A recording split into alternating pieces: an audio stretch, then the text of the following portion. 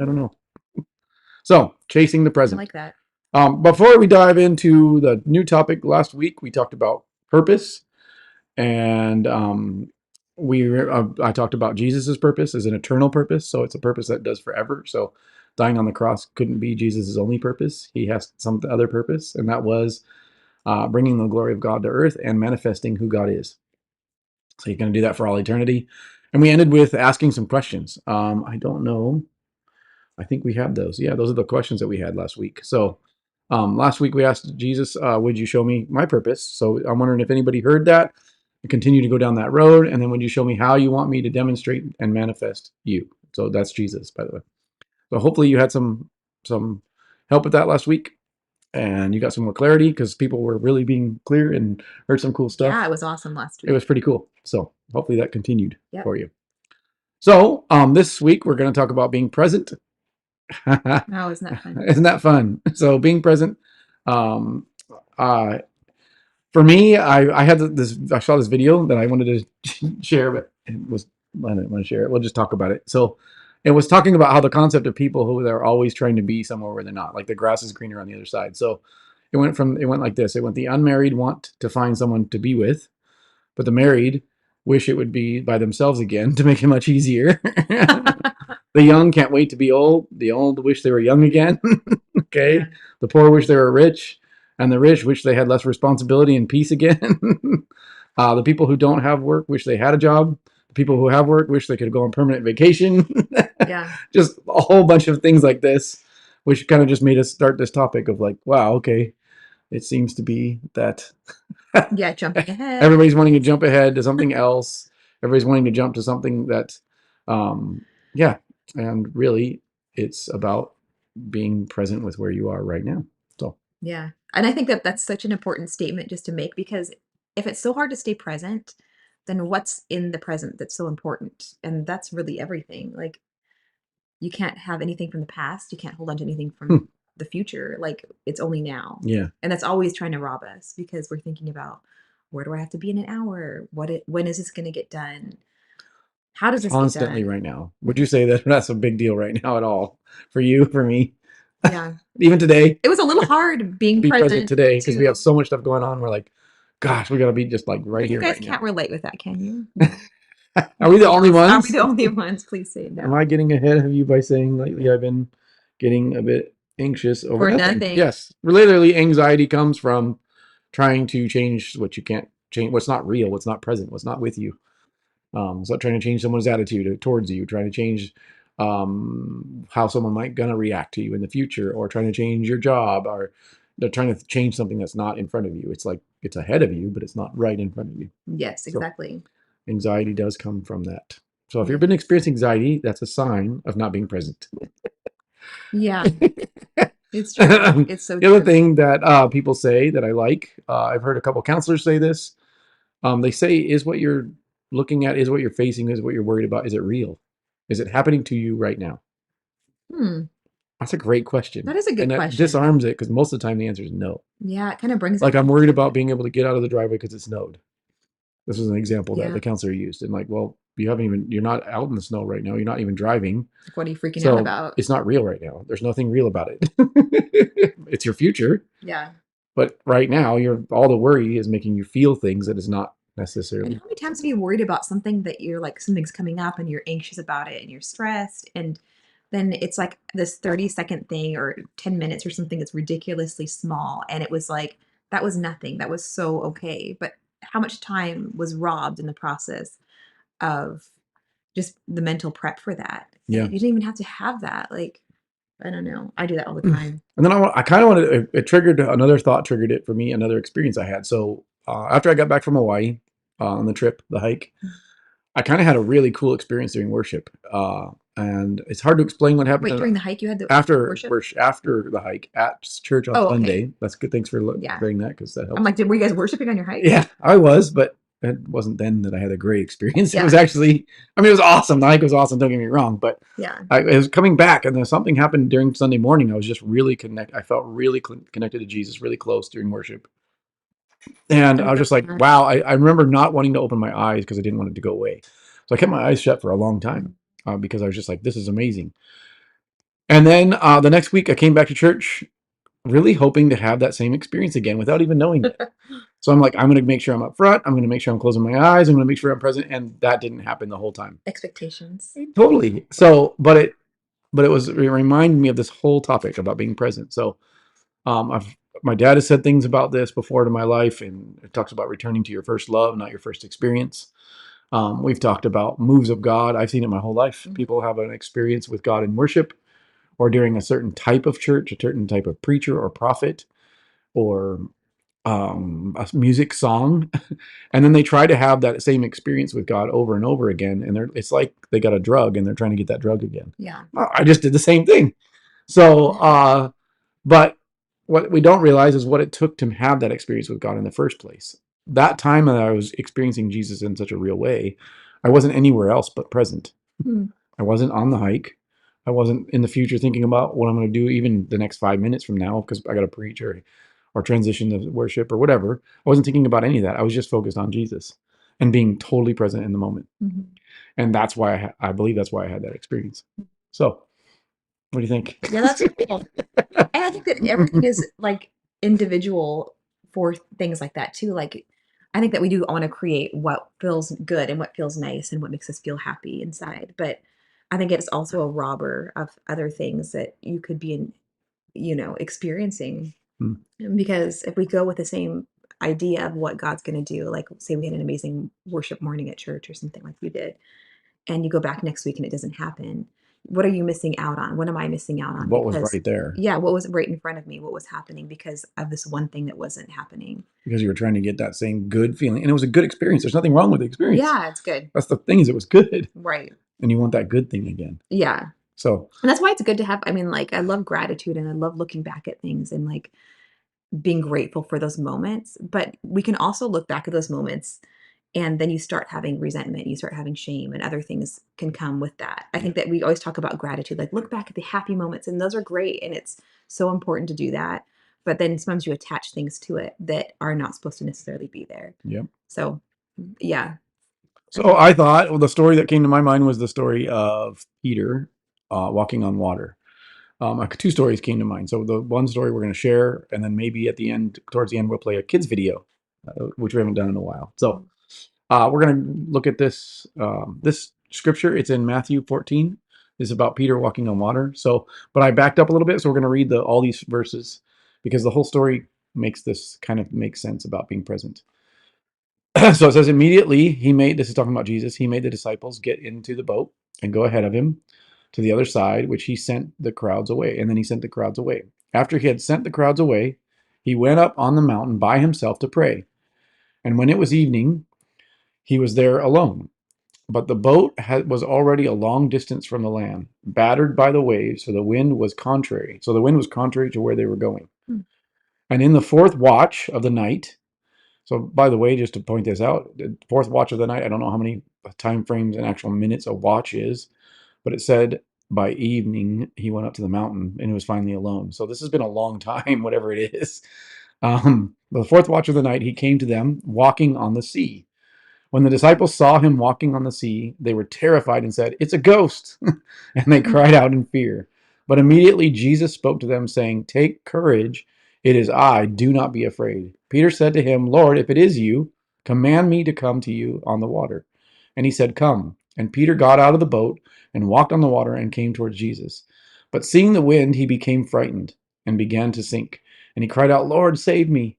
And immediately Jesus stretched out his hand and took hold of him and saved him. Or it said to him, "You of little faith, why do you doubt?"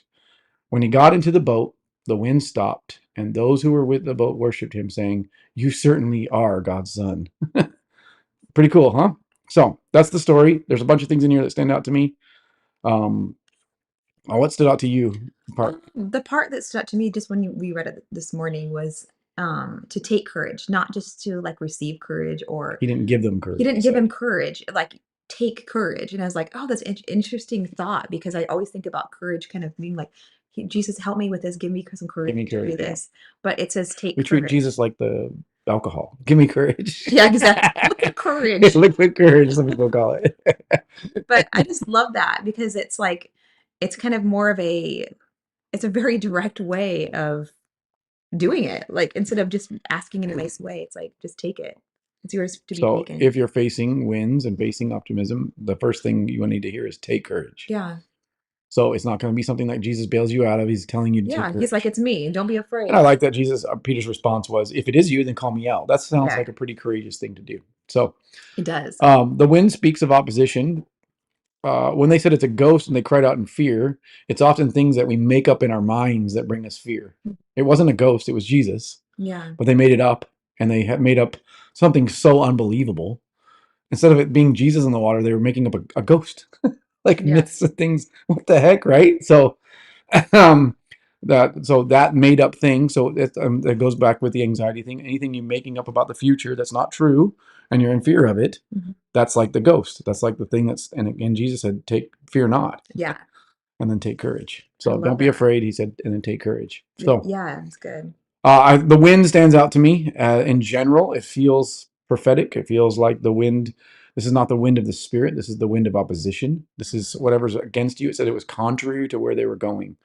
So that stands out to me. And that feels to me like more true than anything I know right now for people. There are people moving forward right now in their life. God has told them something. And you feel like everything's contrary. So things are just trying to keep you out from being present, keep you out from making progress. It's just all blowing against you. Yeah. Man, is that true in a Oh, yeah. lot of people's lives right now. And it's such a robber. Like it's stealing so much. Like whatever's present and in front of you is there's so much joy to be there because that's the only true.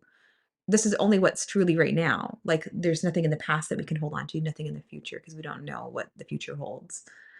But it's only like what is actually currently happening right now. Yeah. So Joanna's jumping ahead, but Joanna said Megan and Joanna were contemplating about why they're able to present. be And when we're present. grateful, it's not about going back to the moment. They're grateful. So that's in our notes here, Jojo. Yeah. So, good job. So one of the things so the first thing I'd like to point out is that it takes courage. It takes courage to be present. So Yeah. can that be more true? No, it takes Teresa, courage to be more present. and Teresa says taking courage is proactive, not passive. Correct. It's Yeah, not for sure. being a victim, God bailing you out. Yeah, Yeah. very much true. So it takes courage to be present. I would say that's very, very true. It's very, very hard to be present, and it takes courage to be present in your emotions. It takes courage to be present in conflict. It takes courage to be present even in compliments sometimes. Yeah. Someone's complimenting you, and it takes very, like, no, you try to push it. I do that. I try to push it off. No, it's okay. No, it takes courage just to be present and say thank you. Yeah. I think we all do that. Yeah, we all do, We're but that's always taught part to of be the like not be passive and be like instead of false owning. humble. Yeah. Maybe, I don't know. Like somebody's like, "Oh, I love your dress," and you're like, "Oh, I got it on sale" or something. Like you make this weird I love what you just comment. did, and you're like, oh, Jesus did it. Yeah. And that's true. Jesus helped you do it. But It's he's with funny. you. It's And human yeah, nature. It's a lot of unlearning, isn't it? so what else stands out to this? Let's see. You cannot be present if you are focused on what's against you. That's the wind. So you cannot be present if you are focused on what is against you. Wow. Okay. That's a big, profound statement. So how many people are focused on what's against me? There's back pain or what kind of pain in your life, or you've got Yeah. a job that's not there, a person that's not in your life that you want to be in your life. Whatever it is that someone that you love is not acting the way you want them to. That's the opposition. That's like you're treating it like the wind, and you think that you can't be happy because you're focused on what's against you, what you feel is against Totally. you. That's a big one.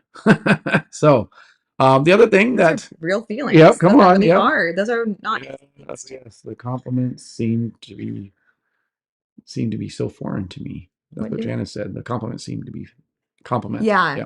Yep. Sorry, we're delayed, so we're going back and answering stuff as exactly. we go on, which is totally cool. And you know what, Janice, like whenever I feel like that, when it feels foreign to me, I have to look back and think like, what does God think about me? And then that helps me accept compliments because I always am like, do I fit in this role? Do I fit in this? No, you're not really made to fit in any of these things. But when I have a compliment or something that feels like, oh, I really don't want to take that, I'm like, okay, what would God say about that? Like, Yeah. what does he think about me? What does he think about you? So Yeah. that helps for sure. And So it makes it not as foreign. one of the things that it talks about in this story, it says when Jesus got in the boat, the wind stopped. When we let Jesus in everything, in every moment, doubt and fear leaves. I wouldn't say opposition leaves, but the fear that opposition brings leaves. The doubt that opposition brings leaves.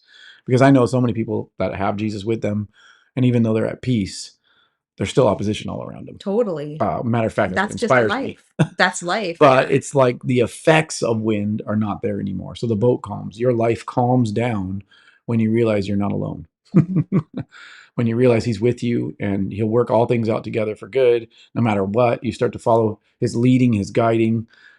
Janice agreed with you. Yes, Danny. Helps. Yeah. So that's a big one. So these are some big ways. And then before we get into how can we defeat, or how can we be present? How can we be present? I have a kid's story that sometimes it's going to be interesting because it fits, but it fits in a way in my head. So we'll see if I can make it make sense. We're going to make it make sense. So if you got kids around, now's the time to show them the kids video. We're going to watch a little kids video. And this is about Naaman, who had leprosy and gets healed. So let's go to this. Stories of the Bible. Naaman is healed. This is Naaman, who was a great leader in the army of the king of Aram. Though Naaman was a mighty warrior, he had leprosy, which made him have sores all over his body. Naaman had a maid in his house who was a young girl from Israel. This young girl served Naaman's wife. One day, the girl told Naaman's wife, "I wish my master would go to see the prophet in Samaria. He would heal him of his leprosy." Huh, really? Yep. So Naaman went to the king of Aram and told him what the young girl had said. Wow. The king told him to go see the prophet and gave him a letter to give the king of Israel. Yes, sir. Naaman went to Israel and brought with him many gifts. He gave the letter from his king to the king of Israel, which asked him to heal Naaman. After the king of Israel read the letter, he became very upset because the king knew he couldn't heal Naaman. He thought the king of Aram was trying to pick a fight with him. But there was a man of God in Israel named Elisha. Hey. He was a prophet, and his job was to tell people what God wanted him to say. He also had done many miracles through God's power and healed people of sickness. So when he heard that the king of Israel was upset, he sent him a message that said, "Why are you so upset? Send Naaman to me, and he will learn that there is a true prophet here in Israel." Go on. So Naaman went to Elisha's house, but Elisha sent a messenger out to him with this message: "Go and wash yourself 7 times in the Jordan River. Then your skin will be restored, and you will be healed of your leprosy." This made Naaman angry because he thought Elisha would come to meet him and wave his hand over him to heal him as he called on God's name. He didn't understand why he would just need to wash in a river in Israel. So Naaman turned and went away in a rage. But his officers encouraged Naaman to do what Elisha said, and Naaman changed his mind. Okay. Naaman went down to the Jordan River and dipped himself 7 times, as Elisha had instructed him.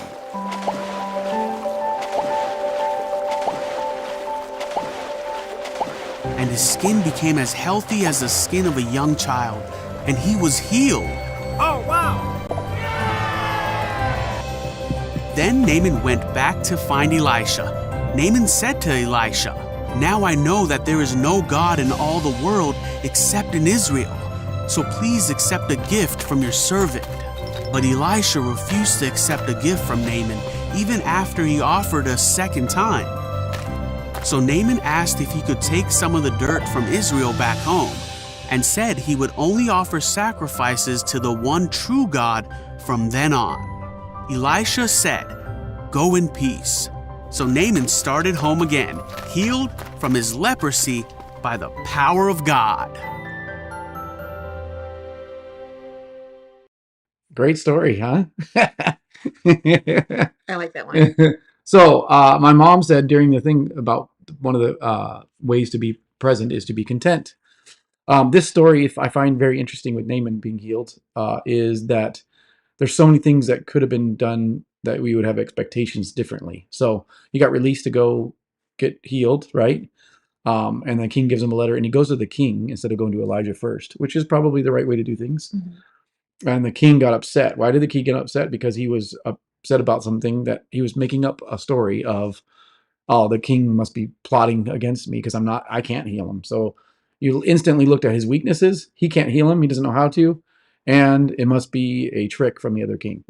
So Yeah. number one, he's not content with his life. Number two, he's looking at the ghosts. He's looking at the winds, the things that are not necessarily real. They're not even real. He's making up a story. Yep. We do that all the We stinking time. all do that. We make up a story of like, oh, that person's rejecting me. That person, or we get asked a question. I can't tell you how many times I've been asked a question I already know I can't do. Instant anxiety. Instant. Yeah.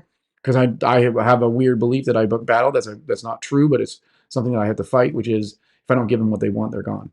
Yeah. And so that's something that just hits me right away. So that's like a ghost or a perceived win and observation. So these are super important to pay attention to that too. And then I found it interesting that someone had to come and convince the king to bring him to Elijah. Someone else was involved. That's another interesting story, part of it.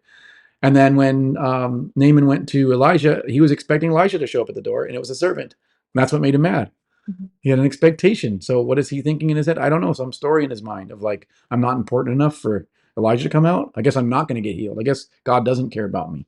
I don't know what his story is, but that's what happens. And he walked away angry. And then again, someone got involved, his servant, and talked him out of it. So that's interesting. Yeah. It's so relevant to even now. I mean, what we have to walk through in life and what they walk through in life is the same thing. Yes. Being a human is hard. And it does help when someone comes and speaks the truth in your life, what God is speaking. Yeah, it does. It helps us re-engage with God, helps us re-evaluate that God is with us, all that stuff. So then at the end, he gets healed. And then once they give him money and doesn't, and he brings dirt back. There's an interesting story about all that. Maybe we'll get into that another day. But the story doesn't end. This whole story has a meaning behind it because it ends with Elijah's servant end up getting leprosy because Elisha's servant went and took money from the guy. That's the part they left out of the kids' story. Yeah, that's the part they left out of the kids' part of the story. But So that makes sense why. that's because Elisha's servant is the only one who didn't stay content with what God was leading them into. Yes. He wanted true. something He wasn't more listening, yeah. than what God was actually leading them to get. Everyone else just eventually embraced. They didn't embrace it right away, but they embraced what God was leading people into. Yes. And except for that guy. So the whole point of the story is to be content with what God is leading you into, and not try to make something else happen. Not try to get hung up on what's not happening. That's the bigger part of it. Yeah. Don't get hung up on what's not happening that you want, and just be okay with what God is leading you into, and something better comes of that. When you go take it on your own hands, something worse comes than what you're after. So, Yep. Not an easy lesson, but no, not an easy lesson at all. Right. But that's the story. Yeah. So how do you be present? My dad, I mentioned before that my dad says, return to your first love. What that means to me is, he said this to me when I got married to you. I've told people this, but he said, this is the worst day of your marriage. It was a pretty good day. Yeah. And people get like confused when my dad says that, but I'm like, it's not confusing to me. I'm totally present with my wife that day. I was like, even though it was a shock of a day, we finally got married. It's been married. We were dating for a long time, and a lot of it's a blur, but still we were so present. That's why it was so fun. We were so present with each other, so aware of each other, so aware of ourselves, of what we're experiencing, that it feels like love. So you return to your first love is like, you return to being fully present with that person. That's how you feel love. Yeah. So if you're not feeling love of something, it's because you're probably not present with something. If you're not feeling love of someone, it's probably because you're not present fully with someone. You can feel that already. And that's just so easy to do. Like, sure it is. There's all these excuses. Like we have our evenings that are the downtime and you're on your couch and you're on your phone or scrolling or whatever that may be, but you have people right in front of you. We're living in a strange time of like having people right next to us, but really there's like they're no not connection. there. Yeah. It's just like how many people you see in the restaurant? Everybody's got their phone out. I know. And nobody's paying attention to each other. I know you have humans right next to you. It's so hard though. Guilty. So yeah. He is with me here is what Adam is saying. Something that God told him, some words, a song that he gave him. Yeah. Jim said something about being fully present is his word for the year is fully present. And he said it's amazing how much difference he can feel. Wow, that's cool. So back into how do we get present? Another thing that I have found is to be led by Jesus. So they were being led. So if you're being led by what God is telling you to do, being led by what God is guiding you and kind of opening doors for you, you'll find yourself a lot more present. Why is it? This just came to me. Everybody always tells us, oh, the kids grow up so fast. Mm-hmm. They're going to be gone and they just grow up so fast. That's been very true. Oh yeah, for sure. But why? It's because we're so present with them. We love every stage. Yeah. It goes fast because we do. love it so much. And so the only way to slow it down is to hate it, which we're not going to do. Yeah. Yeah. Because when you hate something, time goes super slow. Why is that? If you're sitting at a job or you're watching at the clock Yeah. and waiting for that, it's like, oh my God. But fully enjoying and being present in that, because you don't know the future of anything. Like, your kids are not going to be in your house forever. They're not going to be they'll be part of your family forever, but they're going to go off and have their own families and have their own lives and do their own things, and wrapping yourself into that would definitely be a mess of a thing in the future. Like, I know I could see that if we wrapped our lives around that, start traveling where our kids, wherever they go to, Yep. and like not letting them be Themselves. and be adults. That like, would be worse too. that would be terrible. Yeah. I'm What looking is at this one? Bobby. Lorena Bob is saying that she was driving through Seattle with a school bus, which that had to have been. Woo. Oh, that'd be fun. Yeah. So, but she said her purpose. She can't fulfill her purpose without being present. That's huge. That is very true. And I did think about that when I was studying, Lorena. You just reminded me. I'm like, this really does tie into our purpose, because you really can't fulfill your purpose without being present. That's awesome. Really good. Yeah, and being present So- with who is with you, like who's around you, who's in the Yep. room with you. And being led by them. You can't be led by God unless you're present to hear him. Like, you can, because you're already thinking, you know it should be. So you're not listening. You're not pausing and listening to him. Mm-hmm. And you can't do that unless you're present. So Yeah. the other thing is being grateful for what is. Yep. So it's being grateful for what is. It's being grateful for what you overcame. It's being grateful towards Jesus. Being grateful is a big part of being present. Joanna hit that earlier. So Yeah. being grateful that Jesus is with you and he'll be there with you in the future. Being grateful for what is. That's probably a big, like, just to not in denial. Like, this is the relationship I'm in. This is where I'm at. That I'm just need to be grateful for what is. Like, I'm here. I'm alive. God can speak to me and change something in a moment. So there's something about being content and being grateful for what is in the moment. That's a big, big part of being present. Yeah. Because if you're always looking to what isn't, you're not grateful. You're not even present. So You're going to miss out on so many things. We all will. So we were thinking about this topic also relating to that Thanksgiving is coming this week. Mm-hmm. So you were talking about some people that you're thinking of, and just what do you think of the people is Thanksgiving great for everybody? Thanksgiving is usually a hard holiday because Yeah. you're trying to, especially if you come from large families, you're trying to make everybody come together, and it doesn't always work that way. And it's trying to figure out what's best for everybody, but not hurting feelings. And it's so hard to have all those dynamics together. Mm-hmm. We were talking about that. We've been talking about holidays for a while, just because We're thinking of a lot of people that this is going to be a hard holiday. it's hard. There's lots of people going through things that are just really painful, and holidays are not something they look forward to. No. They're like they're gearing up to embrace it, Mhm. but they also have to figure out how to be present. Yeah. And so that's partly why we brought this up. So even if it's a good holiday, as being present is important. Don't expect it to be what it was before. Yeah. Like, let's return to our first experience, first love, which is let's be present there so new things can happen. Right. New experiences can New happen. experiences and new memories. And same if it's really bad, you're not looking forward to it because you got conflict in family or people are gone in your life now, and whatever it is, you can't.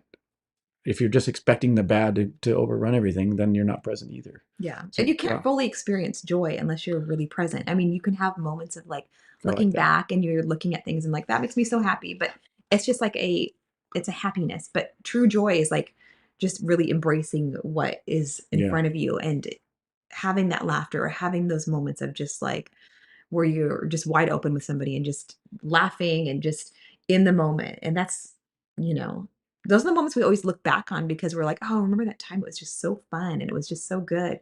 And that's just because we are fully present, Yeah. and that's what happens. And it's not easy. It's harder as you get older because you do have good memories that you cherish, and you want to go back to those experiences. Yeah. And I don't blame you. It's great. That's why we're grateful for them.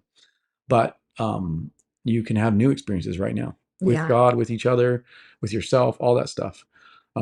Or at your workplace. Yeah, it doesn't have to be the same. Janice says, or at your work. Yes, Yes. that's very It's true. exactly the same Especially thing. after your work, you can actually have new experiences. But if you're not present, you'll actually won't. Like Danny just said, you can't have joy unless you're present. Yeah. You can't have true joy Yeah. unless you're present. And you won't see the people around you. And like, there's so many opportunities to reach out to people around you. And it feels like it's not the right time sometimes because like I was in the grocery store a while ago and I was waiting in line and this line was the worst line on the planet. Like I picked the wrong one and I had unloaded my stuff and everything was going wrong with the person in front of me. But then this older couple went behind me and they were waiting in line and they're just going to wait there together. But in that time frame, I'm like, okay, I just turned to them and I'm like, oh, this is, just small talk. And then they started just sharing so much with me, like about their life and about their, where they spend their summers, what they like to do. And like their daughter, they were talking about their daughter who has cancer and they've got 2 grandkids. And they're like, and I'm like, well, we can pray for her, and things like that. But it's like, that moment I could have just been like Just angry angry. because I I'm probably waiting would have there been. for like literally it was like Oh, 15 minutes. I probably would have been angry. But by the end of this, 20 minutes, 15 minutes in this line with these people around me where I was just already present, like I was not present thinking I was thinking after I'm like, well, I'm going to be late for this. I'm going to text them because I'm going to be late and all these other things. Just I hate that feeling. But being present is what really mattered in that moment. What And made you have a brand new experience. yeah, And meet new exactly. people, and they And I was told your like, story. oh, okay, this is what I was supposed to be doing at that moment. So rushing ahead is not always, helpful. So yeah, just wanted to say that. And the simple things. But Adam Schmidt says that love is present and also patient and draws to us. So that's very true. Love is present. Love is not somewhere in the future or in the past. Love is present. So that's God talking about himself. Yeah. So I love that. That's a great example of being in line. There's a lot of opportunity for that coming up with so much. Black Friday. I'm not sure I will be out anywhere. I would say it's true even with running. I'm going to be out in the woods somewhere. Yeah, guys. probably. Isn't that true? Find me Isn't it true with shopping. running too? Like being present during a run is probably why you love it so much. Yeah. Because it causes you to be present. I notice that when I'm running and it's hard, it's because I'm honestly future tripping about lots of things or something. I'm thinking about something in the future and the run just gets worse. Mm-hmm. But when I look around and I just decide to just be where I'm at, Mm-hmm. even in the pain and stuff, it just gets so much better. And I hear God clearer too. Yeah. So don't look at the top of the mountain. Look where your feet are right in front of you. Yeah. Don't ever look to the top because don't look too far to the future. Don't look stop. behind you. So there's a lot of principles in Look here. 5 feet ahead, not 50. Summer says hi. Oh, good morning. Summer. So I guess the next part, I just have this little activation for us. Where am I focused on opposition instead of Jesus? Where am I focused on opposition or the wind instead of Jesus in my life? He can guide us to that. And Jesus, would you get in the boat with us? Would you guide me? So if you're not feeling present, these are some questions you can ask. And then what are you grateful for? What am I grateful for? And start thinking about those things. Start on purpose, remembering things that you're thankful for. Don't just say what you're grateful for. A lot of people say, I'm grateful for this pain in my neck. I'm like, okay, but are you really? Yeah. Like you're just saying it with lip service, but is that real? Are you really grateful? Go to something you're actually grateful for. Right. Some time in your life where you've had an experience with God, or you had, I remember when the girls were born, that was a big deal, or a special birthday or a special event of some sort that really makes you grateful. Just remember it and go to that space. And then think about how God was with you there, how you were present during that time. That's why you're grateful. And then ask God to help you be present in the new space ahead. Yeah. And just like even where you're at right now, just look around in the room, see who you're surrounded with, like who is around you, what's in front of you right now. It's just, I have a house, I have a roof over my head. I have, like Mom said, contentment is a big part of it. It is. I have my cats. What else do we need? But the times where we were most miserable is because we were genuinely stuck in a pain, something had somebody done to us, or a physical pain that we're just dwelling on all the time. That's hard too when you're hurting. When you're hurting, it is hard to be present, but that's when we need to know how to be present. Can you be grateful when you're hurting? Can you go back to memories? Can you be content with what is and look at what is right now and ask Jesus to be with you in that space and be led by him even when you're in pain? These are all things that are super important. So hopefully this makes sense. And I think we should just pray and then let people go have an awesome, it's Thanksgiving week. So happy Thanksgiving, everybody. It's a good time to be grateful anyways. My letter Or board currently says, "You're in the boat with me." what? I've been focusing on that for a while now. That's awesome, Meg. My ego, what was keeping me from being present? Uh-oh, Oh, that's yeah, true.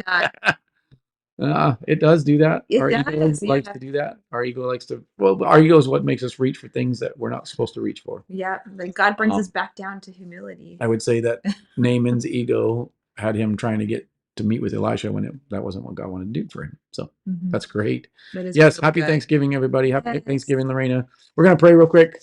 Thank you, God, for everybody that's here. Thank you, Jesus, for being with us. I just ask, Holy Spirit, that this week would be a week where everyone watching could be just present with their families, with you, and they would have brand new experiences with you, and you would help us become your sons and daughters fully present with you. And always, we just ask God, you would give us the skills, give us the help us to be courageous, help us to take courage, and to be brave enough to be present in everything we do. In Jesus' name, amen. Happy Thanksgiving. Happy Thanksgiving, everybody. We'll see you guys next Sunday. Grateful always. Yay. I Janet love said. that. Awesome, guys. Thank you, guys. We will see you next week With in Pastor person. Ben. Yep. Yeah. All right. Bye.